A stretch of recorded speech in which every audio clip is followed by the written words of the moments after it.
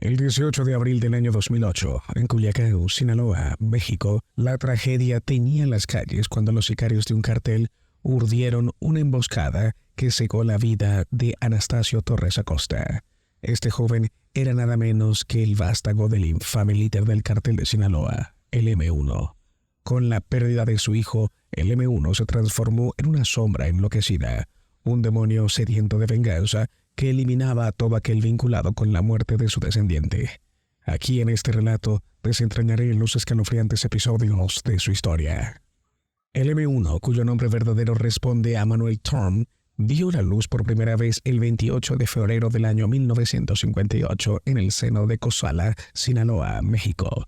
Su lazo fraterno con Javier Torres Félix, alias el JT, estrecho colaborador de Ismael Zambada, un capo de alto calibre en el cártel de Sinaloa, delineaba sus conexiones en el oscuro mundo del narcotráfico. Es innegable que el M1 de este joven estaba inmerso en un entorno saturado de armas y drogas, pero conforme creció, su destino se entrelazó con el cartel sinaloense en la década de los 90. El punto de inflexión llegó en 2004 cuando su hermano Javier fue detenido por autoridades mexicanas. El arresto de Javier, extraditado a Estados Unidos por delitos ligados al tráfico de drogas, marcó el momento crucial para el M1.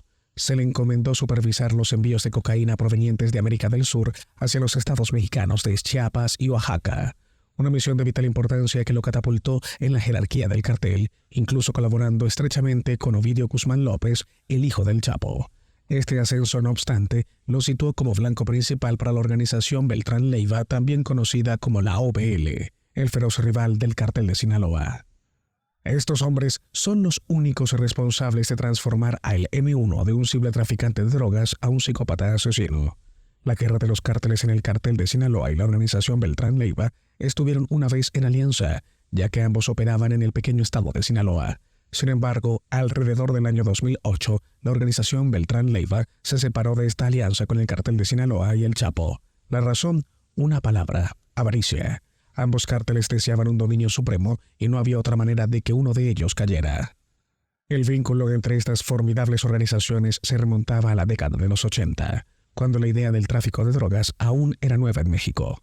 Alfredo, Arturo, Carlos y Héctor, los 4 hermanos que fundaron la organización Beltrán Leiva, crecieron en el empobrecido campo de México, no muy lejos del Chapo. Todos se involucraron en el negocio del tráfico de drogas, primero como productores de amapola a pequeña escala, luego como sicarios y distribuidores para organizaciones más grandes como el Cartel de Guadalajara. En 1993, cuando el Chapo fue arrestado por primera vez en México, los hermanos Beltrán Leiva fueron quienes ayudaron y financiaron su escape en 2001. Esto es solo para poner en contexto cuán cercanos estaban estos hombres. También proporcionaron mano de obra para el Chapo y el cartel de Sinaloa durante su guerra contra los cárteles del Golfo y Juárez. En algún momento las autoridades creían que todos eran un solo cártel grande, hasta el año 2007, cuando comenzaron a circular rumores sobre una posible alianza con los Zetas. Por si no lo sabías, los Zetas son otra organización criminal que opera en México. Se separaron del cartel del Golfo porque se hicieron más fuertes y tuvieron más influencia en su área. Muchas personas dicen que son la razón detrás de la caída del cartel del Golfo, y tal vez sea cierto, ya que en ese momento se decía que los Zetas eran la organización criminal más grande de México. Controlaban las drogas traficadas a través de la costa de México y una alianza complementaría el control de la costa oeste por parte de la organización Beltrán Leiva, dejando completamente fuera de la operación al cartel de Sinaloa. Pero esa es solo una cara de la historia. La otra cara es que los hermanos Beltrán Leiva llevaban un estilo de vida muy lujoso para traficantes de drogas. ¿Esperarías que fueran discretos en sus operaciones? Pues no para estos tipos. Sus rostros estaban en todas las noticias, retratados junto a hombres de seguridad de alto nivel y políticos mexicanos. Otras veces se les veía en fiestas glamorosas con actrices mexicanas famosas y cantantes reconocidos. Pero lo peor de todo fue que uno de los hermanos, Alfredo Vela Leiva, alias El Mochomo, estaba casado con la prima del Chapo. Por lo tanto, su estilo de vida llamativo ponía en peligro indirectamente a la prima del Chapo. Por un lado, el Chapo no quería perder la alianza con Beltrán Leiva y Sinaloa, pero por otro lado necesitaba detenerlos para que no estuvieran en todas partes, ya que de lo contrario caería junto a ellos. El Chapo entonces hizo un trato con el ejército mexicano e intercambió la liberación de su hijo Iván Archibaldo, quien estaba en prisión, por la información que finalmente condujo al arresto de Alfredo Beltrán Leiva. Vaya, los hermanos Beltrán Leiva estaban furiosos por ese movimiento del Chapo. Bueno, realmente nadie sabía con certeza si realmente hizo esto, pero estaba bastante claro que habló con las autoridades. Todos sabemos que el cártel de Sinaloa siempre tenía una alianza secreta con el gobierno mexicano, pero la conclusión fue que Arturo Beltrán Leiva asumió la tarea de vengar el arresto de su hermano. Se fue tras el Chapo, su aliado Ismael Zambada García, alias El Mayo, y todos los demás líderes bajo el cártel de Sinaloa, incluyendo el M1.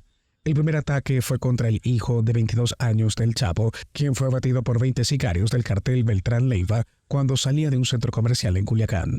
Esto fue seguido por hasta 116 asesinatos, 24 de los cuales eran miembros de las autoridades mexicanas. Pero la muerte que destacó en este ataque fue la del hijo del M1, Atanasio Torres Acosta, el ascenso del demonio, el 18 de abril de 2008, justo fuera del Ministerio de Salud del Distrito Residencial Montebello, en Culiacán. El hijo del M1, Torres Acosta, de 20 años, fue emboscado por un grupo de sicarios que trabajaban para el cartel Beltrán Leiva. Torres fue emboscado con su hermana de 4 años, Alondra, y la cuñada del M1, Rivas Heredia. Los sicarios intentaron secuestrar a Torres Acosta, pero él se resistió, lo que los llevó a abrir fuego y matarlo. En ello, los disparos alcanzaron a la niña de 4 años en su brazo y hombro derecho, mientras que alcanzaron la cuñada del M1 en la pierna izquierda. Después del asesinato de Torres Acosta, la policía encontró el vehículo de escape utilizado por los sicarios y dentro del vehículo estaba la cosa principal que hizo que el M1 perdiera la cabeza. Encontraron un AK-47 y un mensaje escrito que decía el nombre de tu amigo y sus sobrinos, Losas. Para que puedas entender, Man Torres, que activó algo en la cabeza del M1 convirtiéndolo en una persona completamente diferente, se volvió loco y estaba cediendo a la venganza. Después de la muerte de su hijo, el M1, líder del cártel de Sinaloa, desató una ola de brutalidad. Ordenó la captura de miembros de la OEBL o los Zetas, a quienes torturó antes de matarlos cruelmente. Entre las víctimas se encontraba el comandante de la Policía Municipal, Roberto Carlos Barcelo Villagrán, quien sufrió torturas extremas antes de ser asesinado. El M1 llevó a cabo estos actos sádicos, dejando los cuerpos de algunas víctimas en un automóvil y dispersando otros por Culiacán. Estas acciones revelaron la faceta psicópata del M1. Y tal vez pensaste que 1 o 2 o tal vez 5 muertes habrían saciado la sed de venganza del M1. Uno no lo hizo, y por cada hombre que mató se volvió más y más emocionalmente inestable. Y también, con cada muerte que pasaba, la guerra entre la organización Beltrán Leiva y el cartel de Calúa crecía fuera de control. El comienzo del fin. Torturar a estos hombres le valió a el M1 el apodo del Ondeado. Esto por aparentemente estar enloquecido. Torturó y mató a más de 30 sicarios diferentes de la OBL y ordenó la muerte de cientos más. Pero por mucho que fuera un asesino, el M1 era un hombre muy astuto. Sabía que lo buscaban, así que se aseguró de nunca salir de su ciudad natal. Y también se aseguró de que los sicarios de la OBL o los Zetas que mató fueran llevados a su rancho personal. También, durante su ola de asesinatos, trabajó con Ismael Zambada García, alias El Mayo, para controlar algunos de los asuntos del cártel de Sinaloa. Sin embargo, la ciudad de Culiacán ahora parecía una escena sacada de una película de horror. Las calles estaban manchadas de sangre y había cadáveres en casi cada esquina. El gobierno mexicano lanzó entonces una operación para detener la violencia, enviando 2,000 soldados a la ciudad. Pero debo decirte ahora mismo que esta operación fue una de las razones detrás de la caída del M1. En septiembre del año 2008, una de las casas de seguridad fue allanada por las autoridades. Encontraron armas de fuego, drogas y un vehículo blindado. Pero lo más importante que vieron en esa casa de seguridad fue una imagen clara de cómo lucía el M1, apareciendo en una foto con Maciel Torres Urrea, alias el M2. Maciel Torres era el sobrino del M1 e hijo de Javier Torres Félix. Esta foto circuló en los medios de comunicación poniendo más objetivos en la espalda del M1. Para el 2011, el M1 estaba oficialmente en la lista negra de la Ley de Designación de Narcotraficantes Extranjeros del Gobierno de Estados Unidos. Solo hay 2 formas de salir de esa lista, mediante encarcelamiento o la muerte. No hay término medio, y en este punto uno esperaría que el M1 mantuviera un perfil bajo, ¿verdad? Bueno, este hombre ya estaba muerto por dentro. No le importaba que el gobierno de Estados Unidos lo persiguiera, y tal vez, solo tal vez, su falta de preocupación fue lo que lo condujo a su muerte el 13 de octubre del año 2012 en Oso Viejo, Culiacán, Sinaloa. El M1 iba en un convoy de vehículos con sus guardaespaldas cuando fueron interceptados en la carretera por los Zetas federales mexicanas. Intentaron evadirlos, pero no había escapatoria.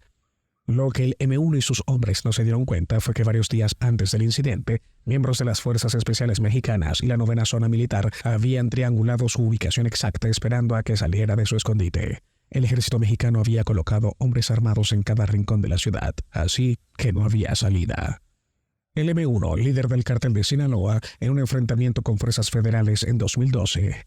Su fallecimiento tuvo un impacto significativo en la organización, generando cambios en la dinámica interna y aumentando la presencia militar en Culiacán. La muerte del M1 también desencadenó alianzas y conflictos con otras organizaciones criminales, como la OBL y los Zetas.